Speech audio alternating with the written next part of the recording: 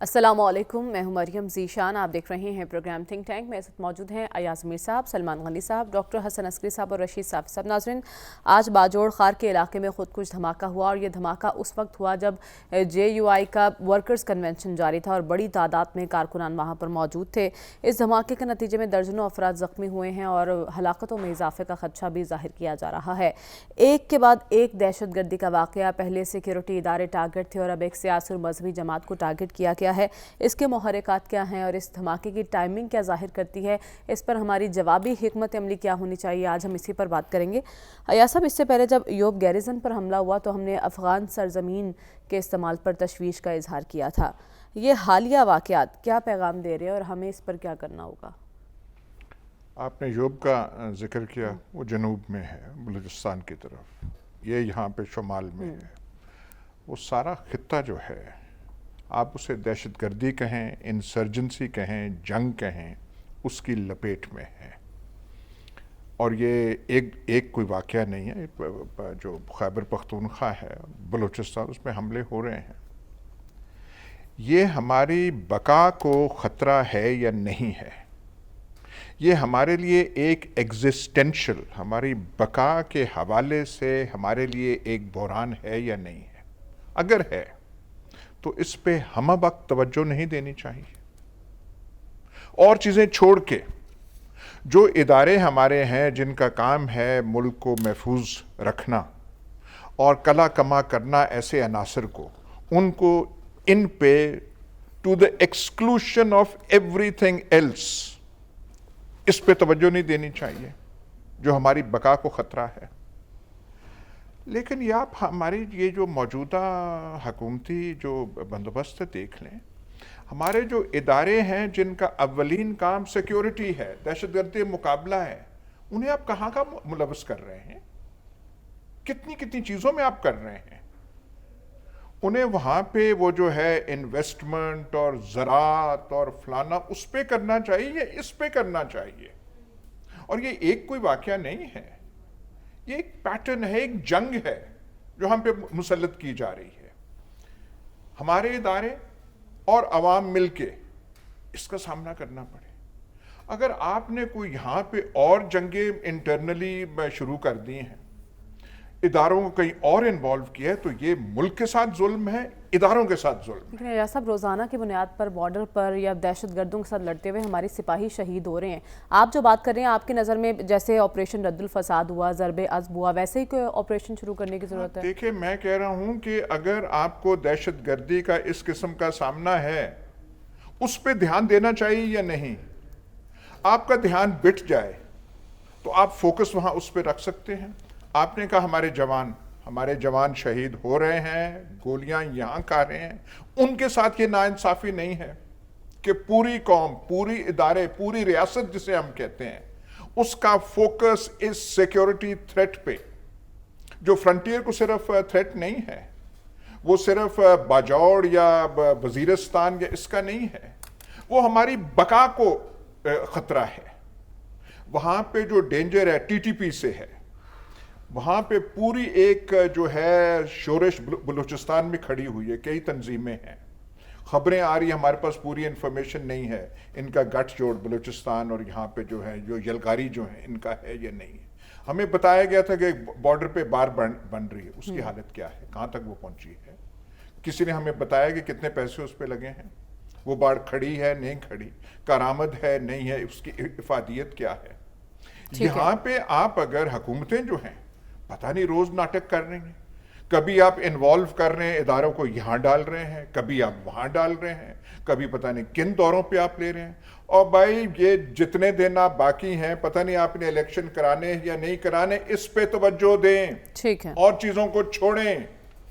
یہ جو ناٹک آپ نے کیے ہوئے ہیں، کبھی یہ قوم کو پتہ نہیں کون سے انقلابات کی آپ نوید سنا رہے ہیں، اس پہ آپ کنسنٹریٹ کریں. یا سب حکومت کو مخاطب کر رہے ہیں کہ جتنے دن ہیں اس پر توجہ دیں، لیکن ایک مذہبی سیاسی جماعت کو ٹارگٹ کرنا، یہ کیا پیغام دے رہا ہے سلمان صاحب؟ دیکھیں مریم، 25 جولائی کو UN کی ایک رپورٹ سامنے آئی تھی جس میں انہوں نے کہا تھا کہ TTP کو اب الداعش اور القاعدہ کی معاونت بھی حاصل ہے. اور میں اسی دن کھٹک گیا تھا کہ یہ معاملہ آنے والے دنوں میں زیادہ خطرناک ہوگا۔ اس میں تو کوئی دو راہ نہیں کہ یہ دہشت گردی کی جنگ بنیادی طور پہ جن کی تھی، پاکستان کی فورسز نے یہ جنگ کامیابی سے جیتی تھی۔ اب ایک وقفے کے بعد یہ سلسلہ دوبارہ شروع ہوا ہے، اور ہم یہاں پر اسی پروگرام کی وساطت سے جب یہ کہتے تھے کہ جی طالبان انتظامیہ وہاں برس اقتدار آ گئی ہے اور وہ پاکستان دوست حکومت ہے، اب وہ جو حامد کرزئی اور اشرف غنی والی صورتحال طاری نہیں ہوگی۔ ایک بات تو بڑی کھلی ڈلی ہے کہ جی افغان سرزمین استعمال ہو رہی ہے، اور یہ میں نہیں کہہ رہا کہ پاکستان کے سپہ سالار نے کہا تھا زوب چھونی پہ ہونے والے حملے کے بعد، اور ان کا یہ بھی کہنا تھا کہ یہ اب ہم نے ان واقعات کا سدباب کرنا ہے۔ دیکھیں یہ واقعہ جو آپ نے درست کہا اپنے ابتدائیے میں کہ پہلے سیکورٹی فورسز پہ حملے ہو رہے تھے، اب ہوا ہے ایک پولیٹیکل پارٹی پہ، ایک ریلیجس پارٹی کے کنونشن پہ حملہ، اور یہ وہ پارٹی ہے جن کا ایک سافٹ کارنر بھی رہا ہے۔ بات یہ کہ اس سے پہلے 2018 میں مولانا فضل الرحمان صاحب کے قافلے پہ بھی حملہ ہوا تھا، انتخابات سے پہلے ENP کے لوگ بھی ٹارگٹ ہوئے تھے، پیپلز پارٹی بھی ٹارگٹ ہوئی تھی۔ یہ 40 کے قریب لوگ وہاں پر شہید ہوئے ہیں، کوئی 100 کے قریب زخمی ہیں، لیکن اس کی ٹائمنگ ذرا دیکھیں کیا ہے کہ آج ہی چائنا کے وائس پریزیڈنٹ پاکستان آئے ہیں، اور ان کی آمد سے ٹھیک 1.5 گھنٹہ پہلے بات یہ کہ مجھے یہ معاملہ کچھ آپس میں نتھی لگ رہا ہے، اس لیے کہ یہ کس کی سالگرہ تھی؟ یہ سی پیک کی 10ویں سالگرہ تھی، اور سی پیک کیا ہے؟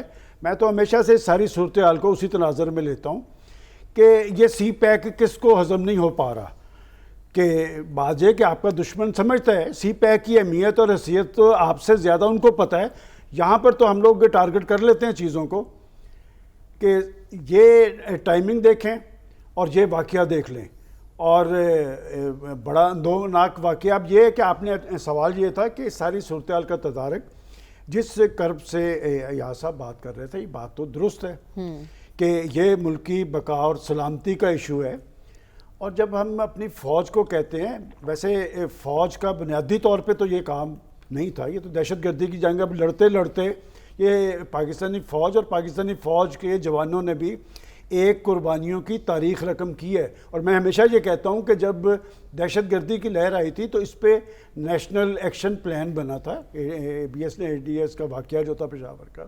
APS کا، اس کے بعد ایک نیشنل ایکشن پلان بنا جس میں فورسز کا اپنا کام تھا، اس میں اور بہت سارے کام کرنے تھے، کیا صرف فوج نے ان کو تلاش کرنا ہوتا ہے؟ یہ لوگ بغیر سہولت کار کا یہ کام نہیں ہوتا کہ یہ ہم یہ سمجھتے ہیں کہ جی وہ ادھر سے آئے ہیں اور آ کے انہوں نے، بغیر سہولت کار کا یہ کام نہیں ہوتا، اور جب ہم سہولت کاری کہتے ہیں تو اس میں میڈیا کا اپنا رول ہے، اس میں مقامی لوگوں کا رول ہے، اس میں الیکٹڈ لیڈرشپ کا رول ہے۔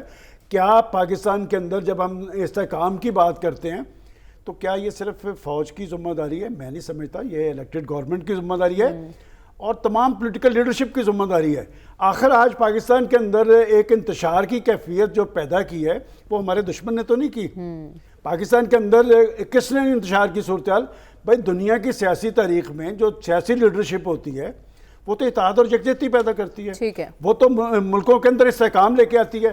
آپ بیٹھ کے اپنے اداروں کو بھی ٹارگٹ کرتے ہیں، آپ اپنی معیشت کے حوالے سے بھی کہتے ہیں کہ یہ بھی دیوالیہ ہونے کے قریب ہے، آپ یہ بھی کہتے ہیں کہ ملکی بقا اور سلامتی کو خطرہ ہے، اگر خطرہ ہے تو مجھے بھی خطرہ ہے۔ ہمارے جوان جو وہ کون ہیں؟ وہ ہمارے بیٹے ہیں نا، ہمارے بھائی ہیں، اور آپ دیکھ لیں کہ کبھی آج تک یہ سنا ہے کہ پاکستانی فوج کے کسی جوان نے اپنی ذمہ داری سے انحراف کیا ہو؟ وہ اسی طرح ڈٹ کے کھڑے ہیں، اس لیے کہ ان کی ایک تربیت ہے، ان کی طاقت کیا ہے؟ ان کی پیشہ ورانہ تربیت ہے، ان کے اندر ایک جذبہ اور ولولہ ہے، اور جذبہ اور ولولہ کس کے لیے؟ پاکستان کے لیے۔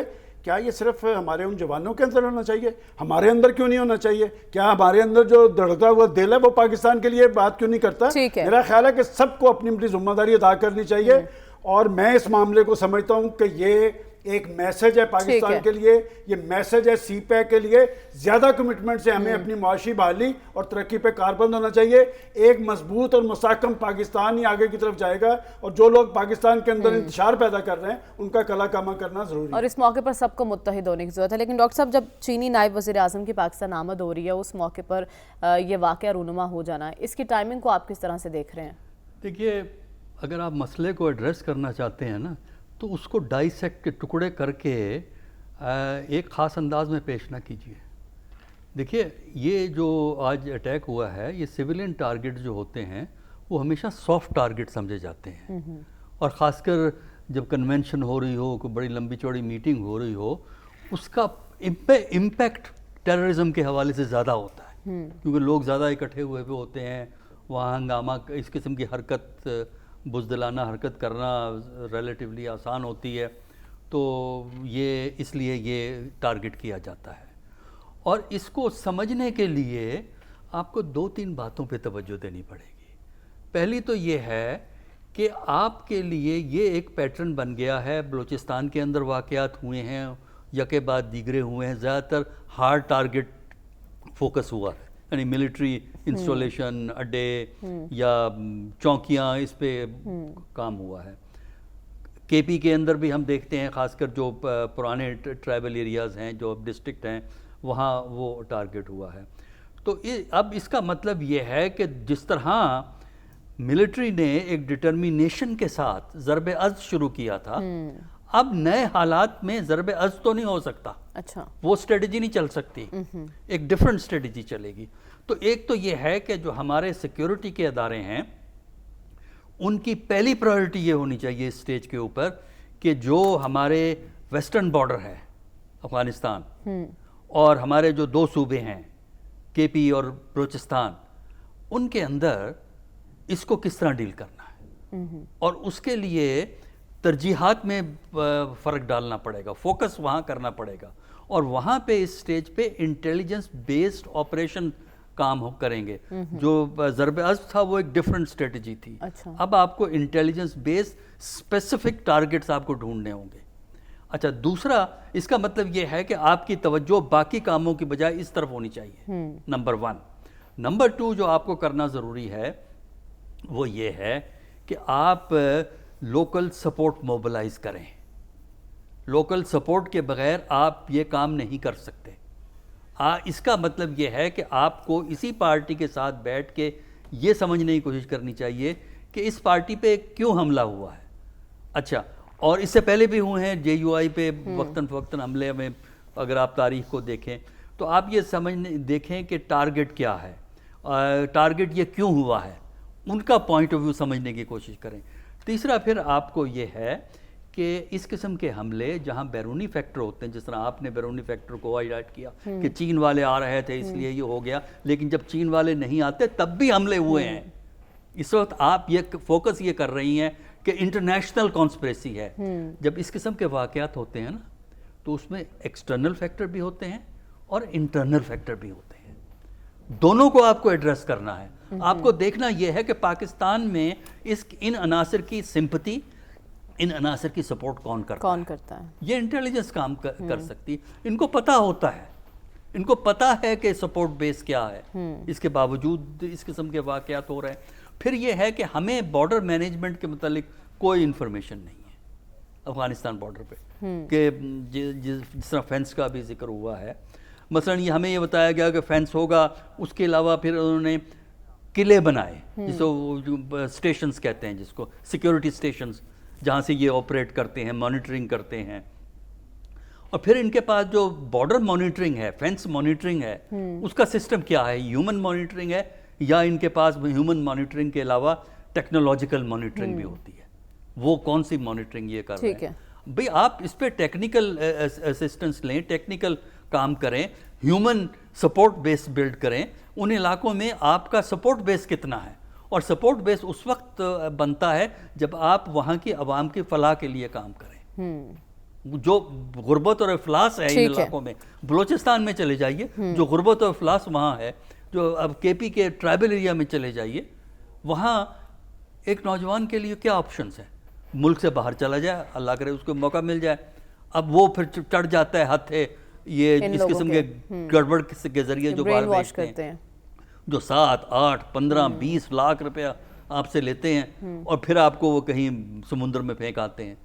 تو میرا خیال یہ ہے کہ ایک کمپریہنسو اپروچ کی ضرورت ہے اور ایک فوکسڈ اپروچ کی ضرورت ہے, اور سوسائٹی کو موبلائز کریں, سوسائٹی خود آپ کو سپورٹ نہیں کرے گی جب تک آپ سوسائٹی کو یہ امپریشن نہیں دیتے کہ یہ کام سوسائٹی کے فائدے کے لیے ہو رہا ہے اور ہم سوسائٹی کے ہمدرد ہیں. یہ چیلنج ہے جو ہمارے انتظامیہ کے سامنے، ہمارے سیکیورٹی اداروں کے سامنے. ٹھیک ہے، ان چیلنجز کو ایڈریس کرنے کی ضرورت ہے. تو صافی صاحب، اس سے پہلے بھی آپ بارہا آپ کے پی میں جو صورتحال ہے اسے ہائی لائٹ کر چکے ہیں. اب سیکیورٹی اداروں کے بعد ایک مذہبی سیاسی جماعت کو ٹارگٹ کرنا، کیا JUI کو پہلے سے تھریٹس موجود تھے یہاں؟ دیکھیے، JUI کو پہلے سے تھریٹس موجود تھے، اور خاص کر باجوڑ ایجنسی میں پہلی دفعہ نہیں ہے کہ JUI کے خلاف کارروائی ہوئی ہے. خاص کر باجوڑ میں آپ جانتی ہیں کہ اس علاقے میں خاص فیکٹر ہر وقت انوالو ہوتے ہیں جو اینٹی JUI ملیٹنٹس ہے، وہ سارے یہاں پہ ہیں. آپ کو یاد ہوگا کہ ایک کمانڈر تھے مولوی فقیر محمد نامی، اور سابقہ دور میں کس شان سے اس کو باجوڑ میں خوش آمدید کہا گیا تھا، اور اس وقت کی جو اسٹیبلشمنٹ تھی کس طریقے سے ان کو فیسیلیٹیٹ کیا گیا تھا. اور اب یہ جو واقعات ہوئے ہیں اس کے بارے میں تو میں اس پروگرام میں کئی دفعہ دعائیہ دیتا رہا، لیکن اس کا مذاق ہی بن جاتا ہے، اور وہاں پہ صرف ایک ہی جماعت کی بات ہوتی کہ آپ ان کی مقبولیت تو ذرا چیک کریں.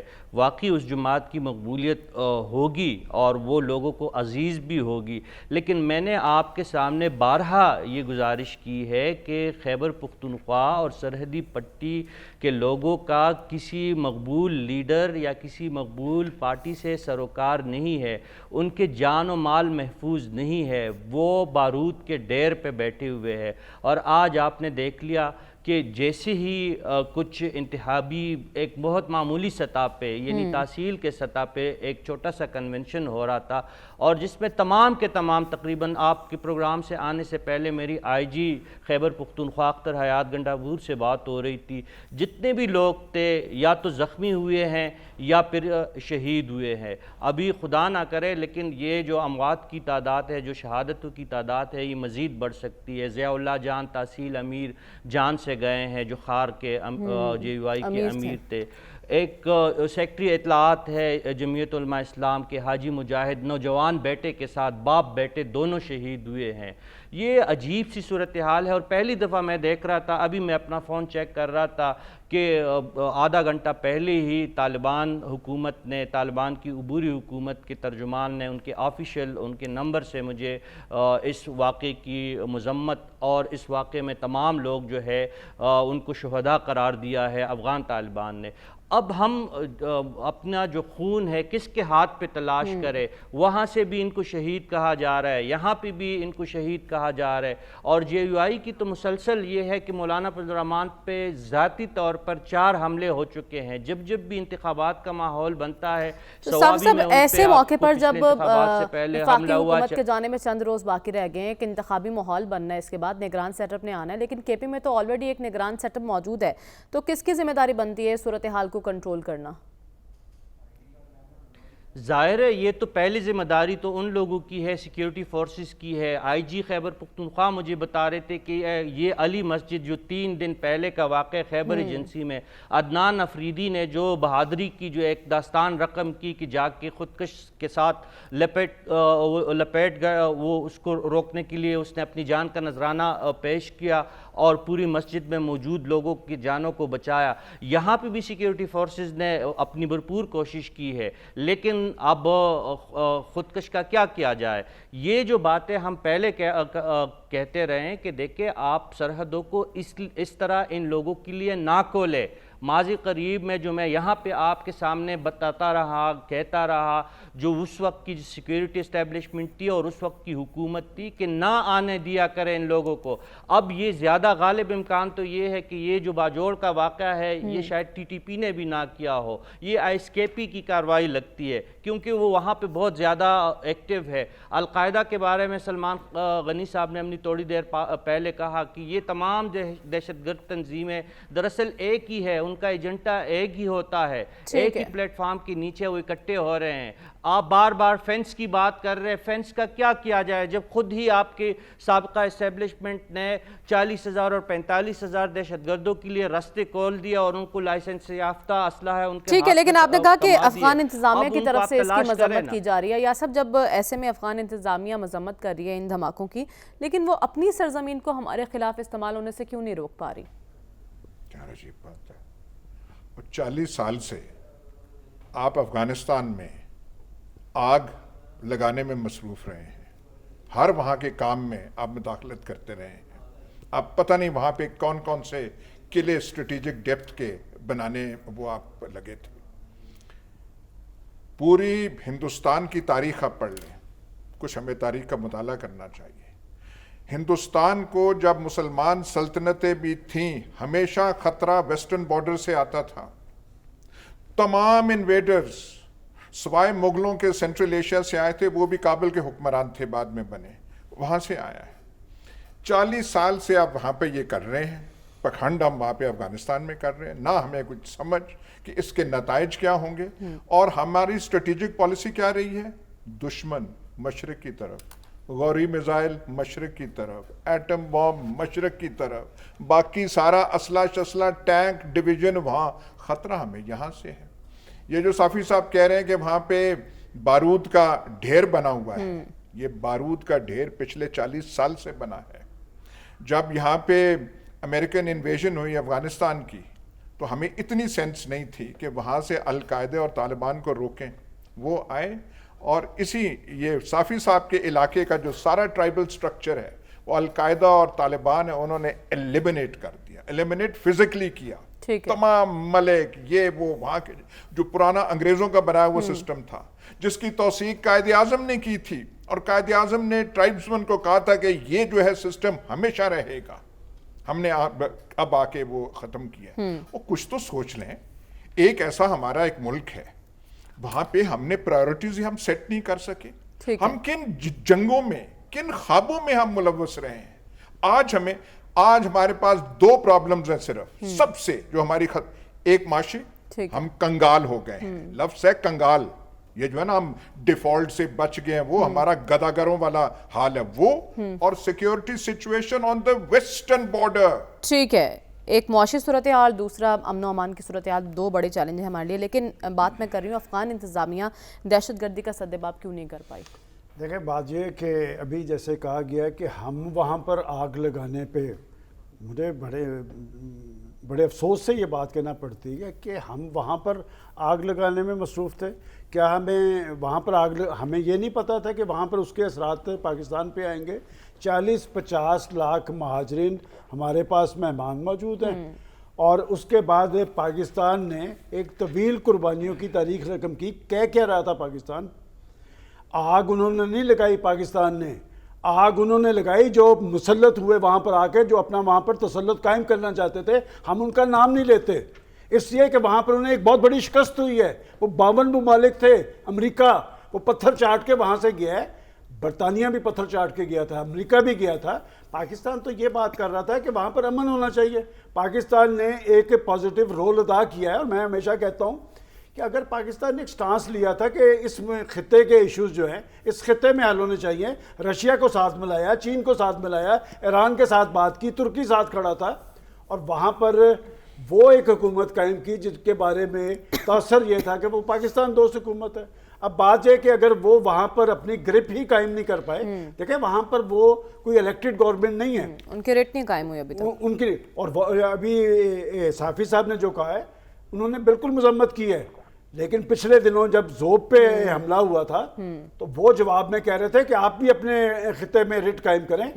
دیکھیں بات یہ کہ آخر کیا وجہ ہے کہ ہم نے ایک بڑی جنگ جیت دی, اور اس کے بعد یہ سب کچھ کیوں ہے؟ یہ سب کچھ اس لیے ہے کہ پاکستان کو آگے نہیں جانے دینا. کیوں نہیں جانے دینا؟ ہم بڑے زور سے کہتے ہیں معاشی مسئلہ ہے. بھائی آپ کو معاشی طور پہ مستحکم نہیں ہونے دینا. کس نے نہیں ہونے دینا؟ وہ جنہیں یہ ہضم نہیں ہو رہا, جنہیں پتہ ہے کہ جی یہ سی پیک, یہ 1 بیلٹ 1 روڈ کے منصوبے, کیا چائنا آپ کے ساتھ نہیں کھڑا ہوا؟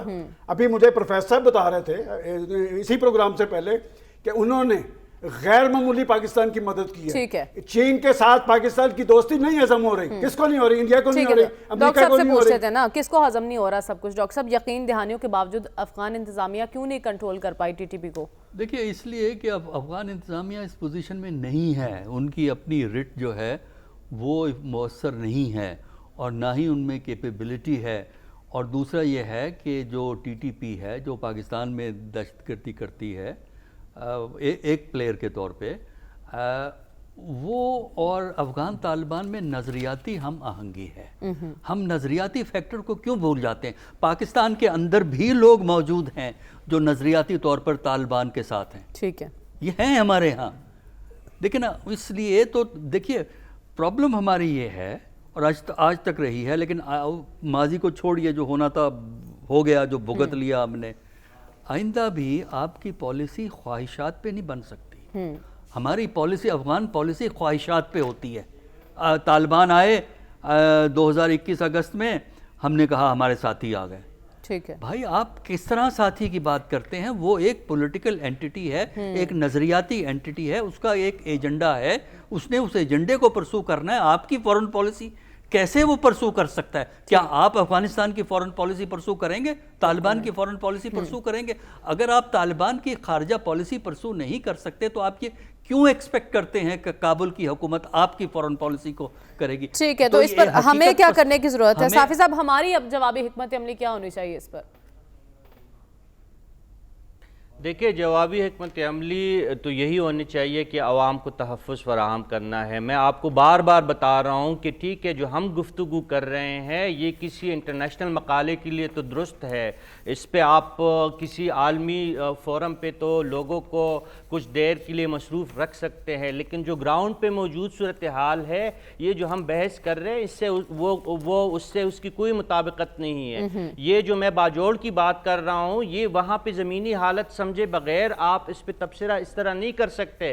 باجوڑ میں سرے سے ٹی ٹی پی کی موجودگی اس طریقے سے ہے ہی نہیں جس طریقے سے ہم تصور کر رہے ہیں. وہاں پہ مولوی فقیر محمد بیٹا ہے, ان کی تنظیم ملا فضل اللہ کی تنظیم وہاں پہ زیادہ ایکٹیو ہے, جو پنجپیری گروپ سے اس کا تعلق ہے. ان کے ساتھ جو خراسان گروپ ہے ان کی نزدیکیت ہے, القاعدہ کی ان کی ساتھ بہت زیادہ قربت ہے. اور آپ کو یاد ہوگا 2006 میں ڈماڈولا کا جب واقعہ ہوا اور وہاں پہ جب ایک مدرسے پہ بمباری ہوئی, اس کے بعد پھر ہم نے پورا ایک دہشت گردی کے خلاف ایک نئی جنگ کی ایک صورتحال دیکھی ہے. اب کل ہی یو این کی رپورٹ آئی ہے اور کل ہی آپ کا جو ہے افغان طالبان قطر پہنچے ہیں اور امریکیوں سے ان کی مذاکرات جاری ہے. اور آج آپ کا چینی دوست کا ایک اہم ملک کا ایک اہم وفد یہاں پہ پہنچا ہے. تو پہلے اسلام آباد میں ان کی استقبال کے لیے دھرنوں اور احتجاج کی صورت میں ایک شخص موجود ہوا کرتا تھا, ایک پارٹی موجود ہوا کرتی تھی. آج وہ نہیں ہے.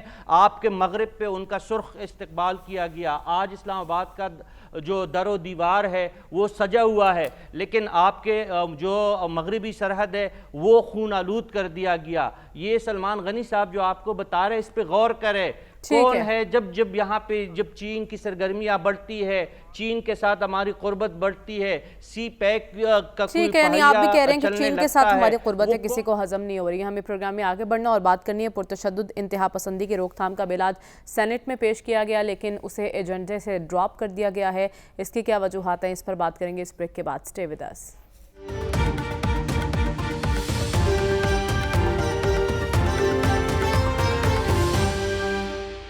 ویلکم بیک ناظرین. آج سینٹ میں پرتشدد انتہا پسندی کی روک تھام کا بل پیش کیا گیا اور دلچسپ صورتحال اس وقت سامنے آئی جب بل پیش کرنے کے بعد خود حکومت کے اپنے سینیٹرز, حکومتی اتحادی اور اپوزیشن کی جانب سے اس بل پر شدید تنقید کی گئی. تنقید کے بعد ایجنڈے سے اس کو ڈراپ کر دیا گیا ہے لیکن نیکسٹ ورکنگ ڈے پر اس بل کو پھر سامنے لایا جائے گا. ایاز صاحب کیا مائنڈ سیٹ ہے اس بل کے پیچھے؟ مائنڈ سیٹ پوچھیں, اس حکومت کا مائنڈ سیٹ کیا ہے, یہ جو کر رہے ہیں اس ملک کے ساتھ کیا کر رہے ہیں. یہ ایک قانون تو جلدی یہ تو واپس لے لیا گیا, جو اور قوانین جو جلدی میں ہو گئے اور کسی کی ہمت نہیں ہوئی کہ ان کے بارے میں لب کشائی کرے. سارے چپ جیسے نہیں ہوتے, وہ سانپ سونگ لیا ہے سارے قوانین, ان کا ہم ذکر نہیں کر سکتے. وہ ہاتھ جوڑ کے کہتے ہیں اس ملک پہ رحم کریں. اب کر کیا رہے ہیں یہاں, کس طریقے سے آپ معاملات چلا رہے ہیں. ایک میں بات بتا دوں, وہ جو وائس پریمیئر جو آئے ہیں چائنا کے 2 دن کے دورے پر یہاں پاکستان, پورا اسلام آباد 2 دن کے لیے بند رہے گا. ہم ایک وزٹ ہینڈل نہیں کر سکتے ٹھیک ہے, جب تک بند نہ ہو. سیاست میں تھوڑی سی ہلچل ہو, جب تک پورے شہروں کو ہم کنٹینروں میں نہ بند کر دیں ہم سے نہیں ہوتا.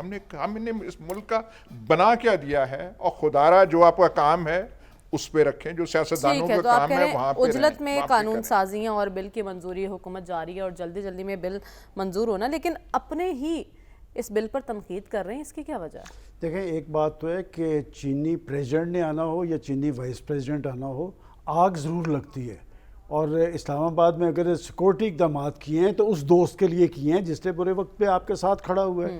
جہاں تک آپ نے یہ کہا کہ تشدد اور انتہا پسندی پر حکومتی بل پہ, سب کی تو خود حکومتی اراکین کی وجہ سے ہوئی کہ آخر اتنی جلدی کیا تھی, اور قانون سازی وہی مؤثر اور نتیجہ خیز ہوتی ہے جس پہ غور و غوض کیا جائے. کون کون بولا ہے؟ سارے حکومتی اراکین بولے ہیں, عرفان صدیقی صاحب بولے ہیں, عبدالغفور حیدری صاحب بولے ہیں کہ کیا بات ہے کہ آپ حکومتی اتحادیوں کو اعتماد میں کیوں نہیں لیتے. اور بات ہے کہ ایک بات میں آپ کو بتا دوں, جو قانون سازی ایسے ہوتی ہے نا, ہمیشہ جو کرنے والوں کو بھگتنی پڑتی ہے. اور آج یہ کہا گیا, جماعت اسلامی کے سینیٹر مشتاق نے کہا کہ آپ ایک پارٹی کو ٹارگٹ کرنا چاہتے ہیں, اگر ایک پارٹی کو ٹارگٹ کریں گے آنے والے وقت میں آپ کو بھگتنا پڑے گا. اور اتحادیوں نے یہ بھی گلہ کیا ہے کہ 2 بڑی جماعتیں نون لیگ اور پیپلز پارٹی آپس میں بیٹھ کے معاملات طے کر لیتی ہے, باقیوں کو پوچھا نہیں جاتا. اور جو پاکستان تحریک انصاف کی جانب سے ایشو اٹھایا گیا, انہوں نے کہا کہ یہ بل ہمیں انتخابات میں جانے سے روکنے کے لیے. تو ڈاکٹر صاحب سے جانوں گی ٹارگٹ کون ہے اس کا, اس بریک کے بعد. اسٹے ود اس.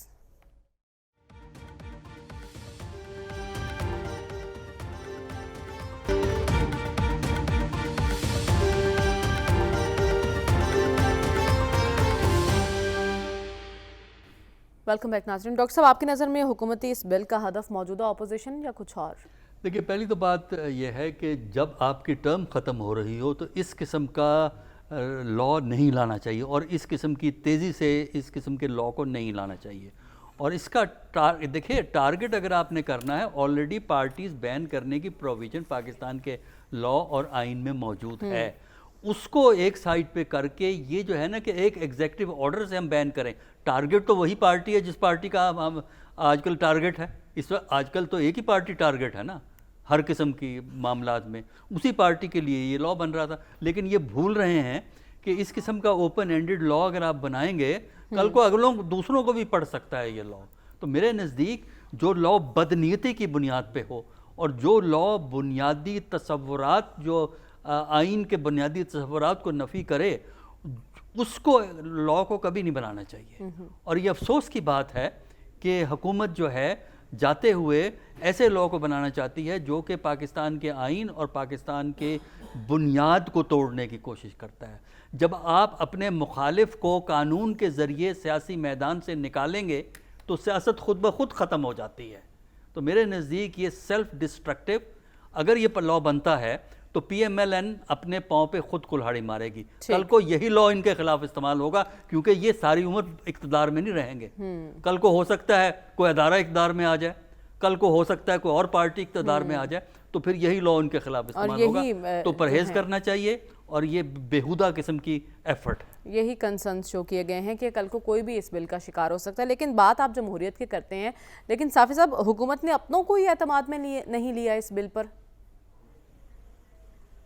جمہوریت کا تو یہی حسن ہے کہ سب سے پہلے میں سینٹ کے سیشن کا اجلاس سن رہا تھا, سب سے پہلے مسلم لیگ نون کے سینیٹر عرفان صدیقی نے اعتراض اٹھایا کہ یہ آپ کیا کر رہے ہیں. خود اپنے جو آپ بتا رہی ہے کہ اپنے پاؤں پہ کلاڑی مارنے سے منع انہوں نے کیا. اس کے بعد جو ہے پھر اپوزیشن اور سینیٹر مشتاق, طاہر وزنجو, کامران مرتضیٰ جیسے سینیٹر جو ہے ان کو ہوش آیا کہ کچھ ہم غلط کر رہے ہیں. دیکھیے, قانون سازیوں سے یہ چیز نہیں رکنے والی, آپ نے مائنڈ سیٹ چینج کرنا ہے. میں آپ کے پروگرام میں پہلے بھی بتا چکا ہوں کہ وہ کون سی جماعت ہے جس کے بارے میں انہی دہشت گردوں نے کہا ہے کہ اگر ان کو نہیں آنے دیا گیا تو یہ انتخابات خونی ہو سکتے ہیں. یہ بات تو آن دا ریکارڈ ہے. اگر آپ لوگ ان چیزوں کو نہیں دیکھتے, ان کو اہمیت نہیں دیتے, تو اس میں آپ کا قصور ہے, ان لوگوں کا تو نہیں ہے. انہوں نے تو لائن ڈرا کر دی ہے کہ یہ ہمارے لوگ ہیں, یہ آپ کے لوگ ہیں, یہ عام پاکستانی ہے, یہ میرے ہمدرد ہے, یہ آپ کے ہمدرد ہے.